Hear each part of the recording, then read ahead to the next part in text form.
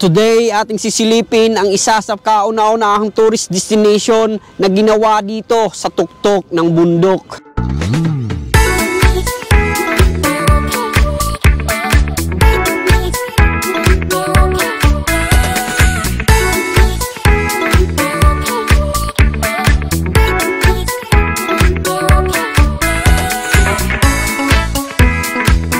Taong 1985, tinayo ang proyektong ito na pagmamay-ari ni Senador Lito Osmeña.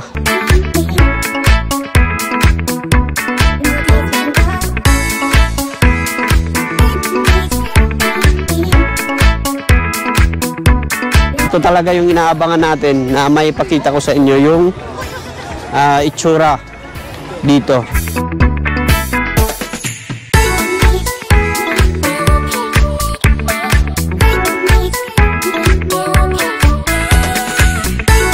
Ano masasabi mo dito? Maganda. Parang version ng Hong Kong. Parang version ng Hong Kong Peak. Ayun. Ay. Oh, grabe. Nag-i-enjoy yung mga kababayan natin dito sa Cebu.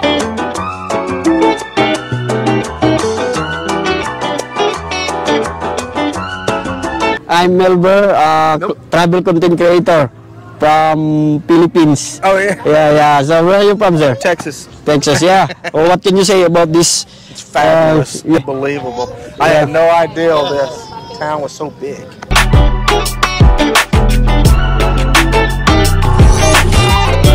So good morning mga kawaray. Welcome back na naman sa aking panibagong vlog.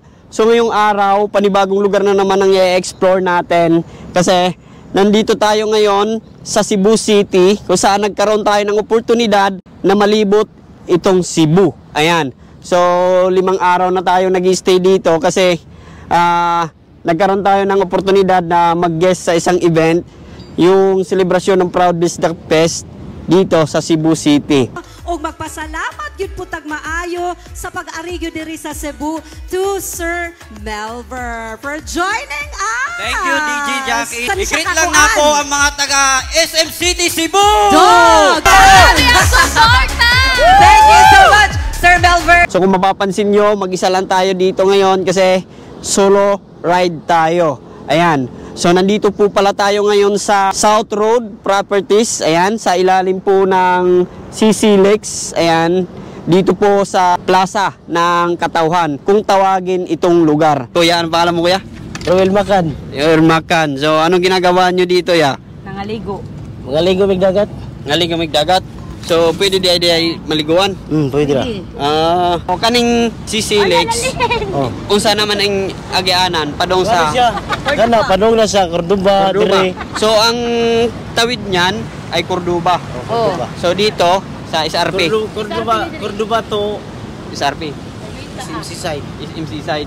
So yun. So naligo sila dito. Meron silang baon. Grabe oh. Meron silang mga puso. May litson. Dili kuan. Tusubuwa. Tusubuwa. Ano sa mana? Kana mo tuslok Utok. pa. Tuslok. Oh. Ay. Oh. Nag-i-enjoy yung mga kababayan natin dito sa Cebu. Ayan, every Saturday daw, maraming mga naliligo dito. Bago tayo tumuloy, ipakita ko muna itong tulay. Ayan. Ang CC Lex ay ang pinakamahabang tulay dito sa buong Pilipinas.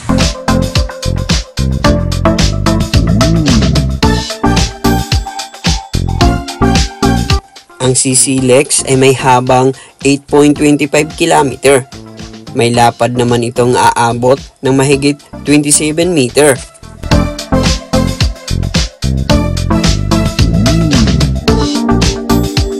Sinimulang itayo ang tulay taong 2017.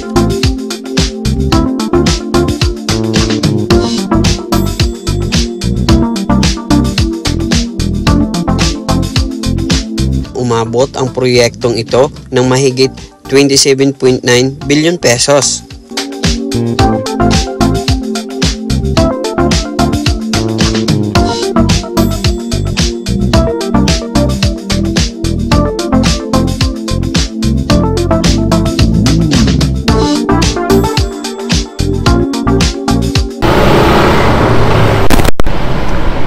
Okay, thank you. Thank you. 60 pesos yung binayaran natin. Yan. So, meron lang silang exclusive na way dito sa gilid para sa mga motor. So, hindi tayo pwedeng pumagitna kasi yung mga mabibilis na sasakyan ay dito dumadaan.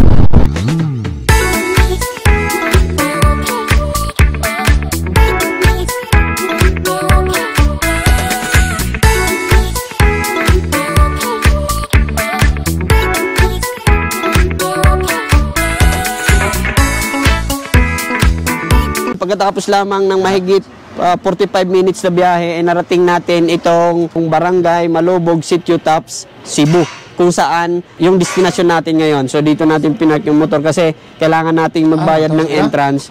May entrance po sila, adult and kids 100 at PWD senior 70 at parking fee ng motorcycle 30 at yung sasakyan is 50 pesos. So nandito po yung in-charge natin na si, ano pangalan mo sir?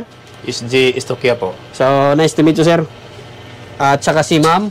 Josephine po. Magtanong lang po tayo ng konting kaalaman kung bakit nga ba nagkaroon ng ganitong building na ginawa dito sa pinakatuktok nitong Cebu. Siguro ito na yung pinakatuktok nito, sir, no? Oh, yes, sir. So, kaya tinawag itong Taps.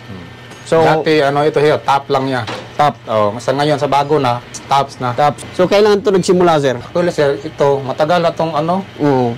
Matagal ng proyekto. Oh, matagal. Ito yung pinakauna na tourist destination sa Cebu City, sir. Ah, ito. The first tourist destination here in Cebu City is Top. Grabe, kailan nagsimula ito? Ito sir, mga 1985. 1985. Since 1985, nabuo na itong Tops pala. Sino kaya ang may-ari nito, sir? Yung dating may-ari, Senador Osmiña. Senador Osmiña. Lito. Senador Lito Osmiña, pagmamayari noon, noong 1985. Binild itong Tops na tourist destination taong 1985. Ito yung pinakauna-unahang tourist destination na makikita natin dito sa Cebu. Yes, grabe.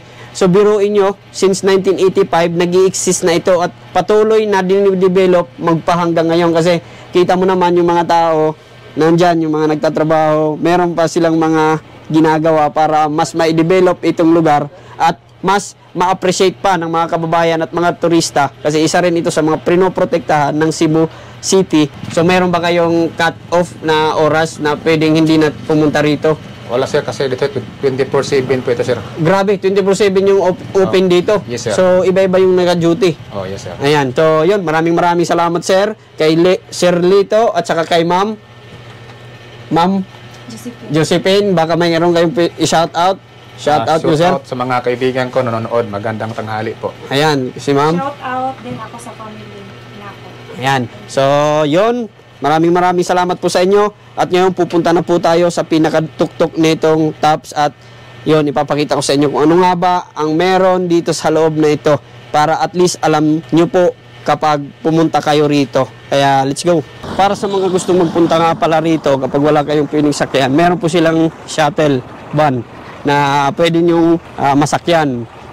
200 balikan na yon mula daw IT Park papunta rito. So, pwede na kayong magbalikan. Yan, ayan yung van. Mas marami ang karga. Dito pa lang, grabe oh. Sa likod, napakaganda na ng entrance. Pasok po tayo.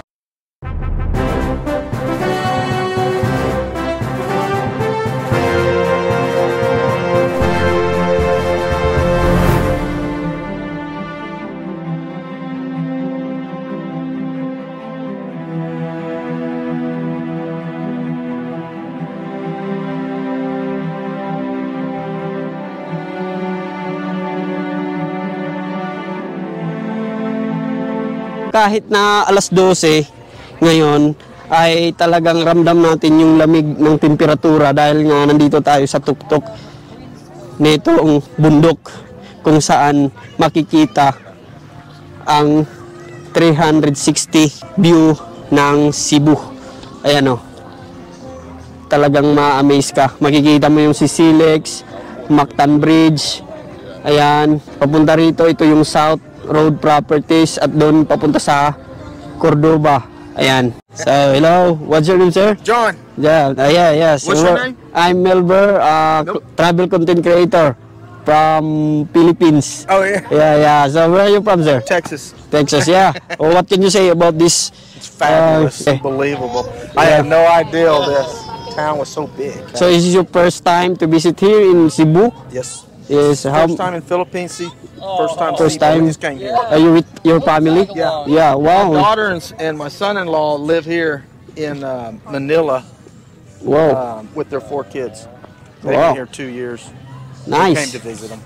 So, have a nice day, sir. You too. Thank you.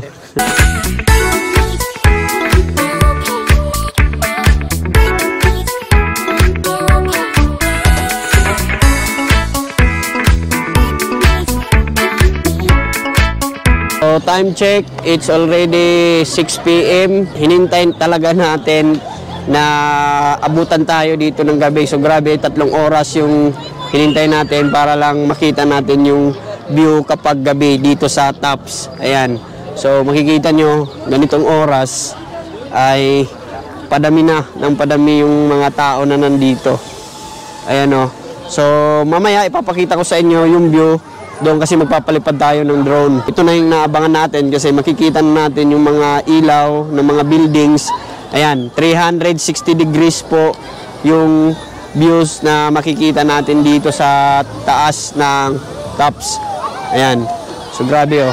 Tingnan mo yung mga tao na nandito. Sa ganitong oras ay marami pong mga pumupunta rito kasi hindi mainit, malamig yung simoy ng hangin. Murag nakaka sa Bagyo. Yan. So, tingnan nyo dito.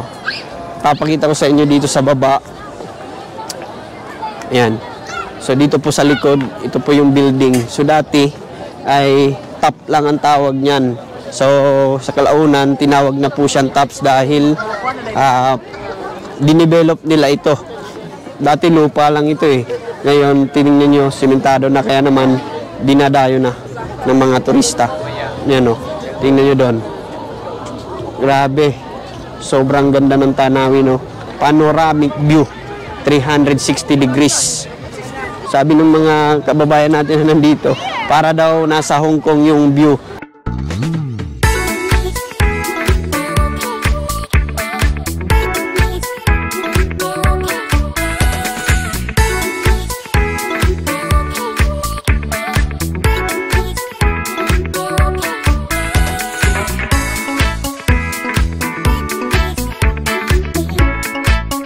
Ito nga si ate, galing ka ng Hong Kong, te?